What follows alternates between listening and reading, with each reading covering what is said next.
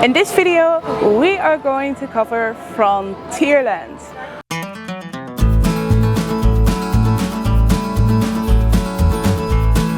Hi, my name is Marieke and you are watching Magical Vacation Guide. Behind the camera is Mark and we make videos for you to make your magical vacation even more magical. We share food tips, we show details of all the lands. And we've already shared the details of all the other lands, so if you haven't seen them, definitely check them out. We'll put them down in a playlist for you so you can check them all out. This is actually the last one of the series. And unfortunately, I think it's unfortunate because I really like this series. I've learned so much about all the lands and the details, and now that I'm walking through the lands, I see it with a completely different eye, and I am so excited to share this last land with you. So this is Frontierland, the land of the cowboys of the wild, wild west. But it's so much more than that. It shares a history, the American history, the gold rush history, and it perfectly combines it together in storytelling and attractions and all and merchandise and everything, just the Disney way. Frontierland starts not at the gate of Frontierland. Frontierland actually starts a little bit before you enter. Do you see all these teepees here? Those belong to the Indians. The Indians were there when the Western, I guess you already know a little bit of the history about how the Americans went, how the Europeans went to the Americas. Well, here are the Indians and they are in complete calmness, tranquility. The Europeans haven't arrived yet, but then we go through the gate of Frontierland and there you see the settlement of the Europeans. It all started with just a settlement. The settlement is called Fort Comstock and it's one of the walkthrough attractions here in Disneyland Paris. Here you can walk beside the bridge and see all these amazing details. You can see figures from the gold rush. You can see Billy Bobs, you can see all these kinds of classical and historical figures that all had to do with the gold rush. So the historical facts and Disney fantasy are combined together. And I really want to show you Fort Comstock because honestly, it is pretty good, it is detailed and it's very nice for maybe a more crowded day and you want to explore a little bit more. So, shall we explore? See the legends of the wild, wild west, and if you're standing on that bridge over there, you have an amazing view of the town that is built from the settlement, Thunder Mesa.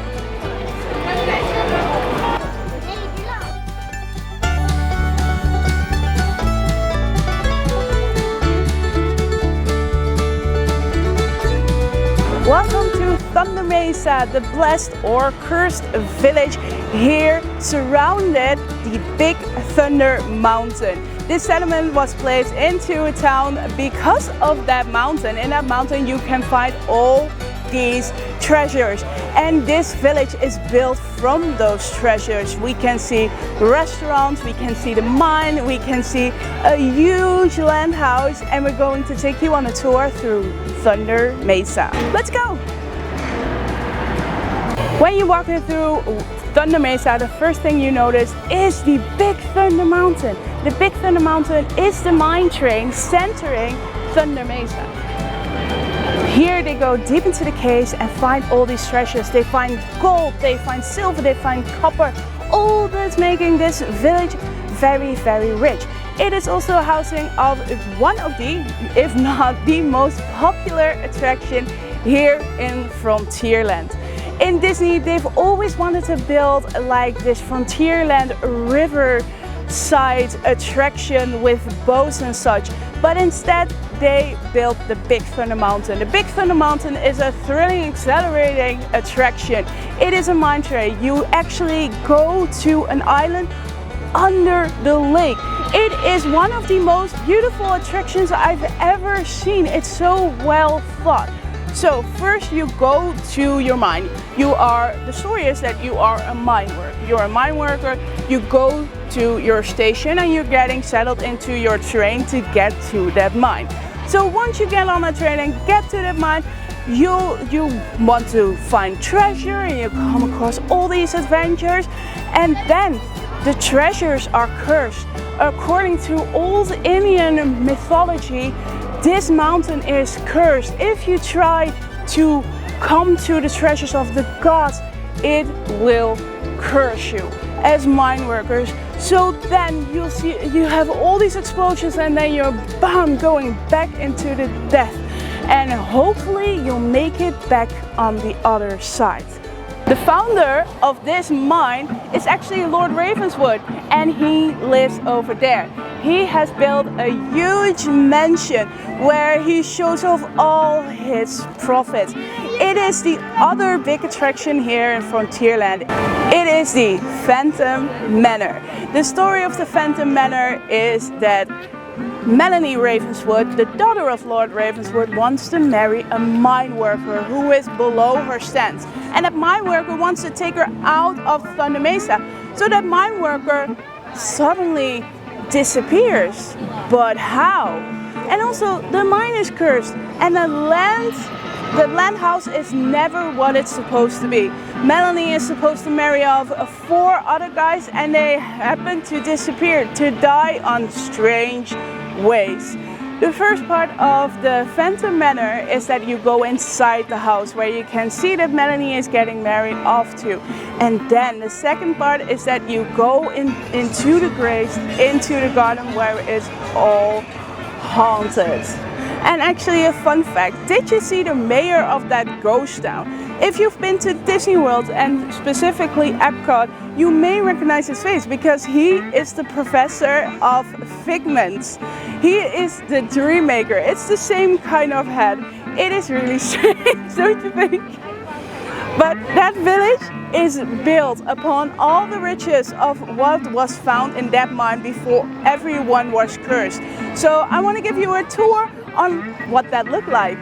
In Frontierland you can find 5 restaurants, of which 3 are them in the first part. You have the Lucky Nugget, the Last Chance Cafe and the Silver Spur Steakhouse. And that is also an amazing story with the town's treasure that were to be found. The Lucky Nugget, the story is that this woman who had an affair with a mine worker actually got like this golden nugget, and which she started that restaurant with.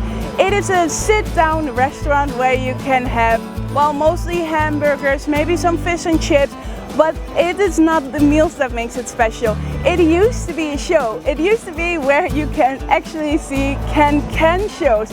Now, unfortunately, it is not, but the stage is still there. And it's beautifully decorated. Did you know that the sheet from when you see the stage, you know, like the curtain, is made out of everything that Frontierland has to offer? The Phantom Manor, the Big Thunder Mountain, everything that is Frontierland. Then next to it you have the Last Chance Cafe. Here, this is just a counter restaurant where they serve now mostly Chinese, Indian kind of foods. They have amazing caramel chicken. We've tested it in this video, the new snacks in Disneyland, and it's amazing. They also have some kind of spring rolls and a really nice dessert. And next to it you have the Silver Spur Steakhouse. This is also a sit-down restaurant, a little bit barbecue style. It is a little bit more expensive than the other two, but we've never eaten here, but I've heard very good stories about it. And I said that these restaurants have something with treasure. Maybe you've already guessed it, because we have the Golden Nugget, the Lucky Nugget, which was founded from a golden nugget, the Silver Spur Steakhouse, silver. But what is the Last Chance Cafe? The Last Chance Cafe has a countertop that is completely in copper, and those are the elements and treasures that can be found here in the mine. How to know Frontierland or Thunder Mesa is actually a village? Here they have all these snippets from the newspapers. You can find them all over the restaurants and all over the place. This is one for the townsfolk and strangers who wish to investigate the strange occurrences of a certain house. So here is the Phantom Manor. It is the haunted mansion of Disneyland Paris.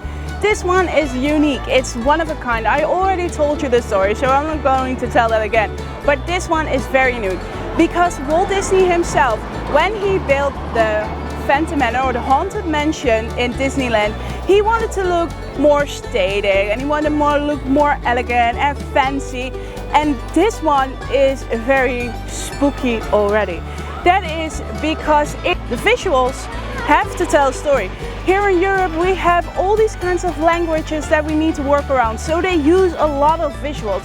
And one of them, and the biggest detail of them, is here at the Phantom Manor, where they make it all ghostly and spooky and haunted.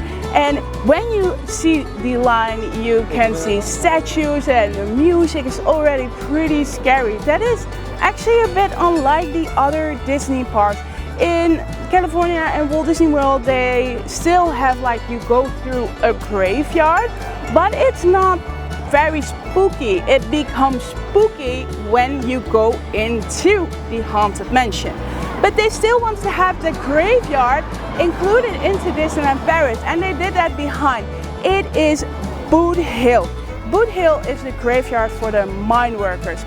The name Boot Hill comes from the fact that the mine workers who died on the mine were buried with boots and shoes and clothes and all. And there are a couple of, well, interesting figures. Apparently someone was buried alive and you can still hear a heartbeat sometimes. And if you want to scare more in the night, Phantom Manor has amazing detail at night. You can actually see Melanie Ravenswood in the front window, and you can actually see the ghost. You can see it on the right side of the manor in the window. Now that we are going a little bit more forward in time, you think I would have forgot the riverboat landing. You cannot miss it. It's a big boat in the middle of Frontierland. They used to have 2 boats. This is an amazing boat ride if it's a more crowded day, or if you want to see Walt's intention of Frontierland. It takes you through statues and stories of the gold rush on a more slow-paced tempo. And there are 2 boats. Well, actually there were 2 boats. The first one was the Mark Twain. Unfortunately, it's in refurbishment and or not, but it's rotting away somewhere behind the mountain. But we still have the Molly Brown. And do you know who Molly Brown was? She was one of the survivors of the Titanic. Isn't it amazing? And also her husband, Johnny Brown, was one of the historical figures during the gold rush. I don't know if those time frames are like the same, but I really love that fact. And this road is not cement. They didn't have cement back in the days. This is just sand. And how can you see it? You can see all these trails and horseshoes, and then you know that you are in sand and in the Wild Wild West. Now that we're going more into the mine, you can see that we go from richer to poor in this street. The people who built these houses at the beginning of this street were a lot richer than on the end. And there you can see the Eureka mining supplies. That is a huge merchandise shop where you can get Halloween, Thunder Mesa kind of merchandise. But there is a legend, a myth, or storytelling, I don't know, but there's supposed to be an elevator that takes you right down the mine. Now that we're getting closer to the Big Thunder Mountain, you can already see a lot of props that has to do with the mine trade. Behind me you can see these machinery. And did you know that they were actually used in the American mining back in the day? So it's not a replica, it's not a duplicate, but they actually used it. And do you want to practice your shooting skills? There's Russell's Roundup Shooting Gallery. And it's right next to Big Thunder Mesa, so Big Thunder Mountain. So maybe you can practice in case you run into some ghosts. We're getting a little bit closer to the south where you can see more Tex-Mex instead of Wild Wild West. We are becoming more of a community. It is after the gold rush and we are working together with everyone who lives there. And you can see it by the elements, but also by the food. I mean, we have the turkey leg, which is really Western, and we also have the churros, which is a Spanish South American dessert. Welcome in Casa Coco. This is a restaurant where you can get Tex-Mex dishes. It is inspired by the Pixar movie Coco. It is where the boy Miguel goes into, well, the immortal world, the ghost world, where he meets his past family on Dia de la Muerto. It used to be restaurant Fuerto or something, where they serve like mainly the same dishes, so it's mostly the theming that has changed. They have an amazing terrace where you can sit and relax. It is not counted as a count service, so if you have any discount for a count service restaurant, this is a bar. But you can get count service food. Now that we are going more to the south of the United States, of the lands, we can see that we're actually going a little bit more into Mexico. Not only the Coco restaurant and the churros give that idea, but also the music, the scenery. You can see more jungle bushes as we walk into Adventureland. Here are the roads straight, and there they are a little bit more wobbly. So this is the border of Frontierland and Adventureland, and it's themed so beautifully. I mean, we've already covered it with the pirates in Fantasyland, where they have two specific pirates from both of each land so that they connected together. This is also an example of how Disneyland did that. And did you know that every popcorn booth in Disneyland Paris has like this little man, a little theming that is for that land? This is actually, it has a little man that is turning the wheel, but it has a little bit of machinery from that mine, because we are still at the mine.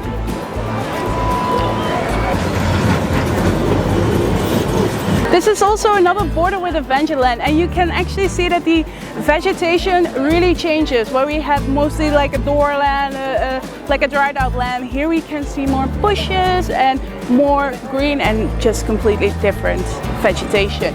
If you walk here, you'll come at Haiti's Outpost, where you can get Indian style pizza. Now we are here in the part of Frontierland that's a little bit that. If you ever felt like at Big Thunder Mountain and it's really crowded and you are done with the crowds, you should come here. It is a part of the land of Disneyland that does not have a lot of big attractions, big show, big things happening, and it's really spread out. But there are a couple of things that I want to talk to you about. We have the theater show right in the back of Frontierland, what we will cover next. But we have one of the 5 big restaurants. It is Cowboy Cookout. It is where you can get Tex-Mex dishes. And in this part we actually see that the community comes together, because have you ever noticed that in the Cowboy Barbecue Cookout all the chairs are different? That is because everyone had to bring their own chair to dinner. And on the other side you can see a little playground. It is the Pocahontas playground. It is with small slides. It's just fun for kids to break the day, come a little bit down from the crowds and waiting in the attractions. And you also have a couple of meet and greets. Normally Goofy is here in his Western outfit. It's not on the app, but if it is there that day, you will see a sign near this location with the time frames. And sometimes on the other side, well, now we have Minnie, who is twirling over there, not in her Western outfit. We have seen her yesterday in her Western outfit, and it looks so cool. This is just basic Minnie. It's just with the red dress with the white polka dot.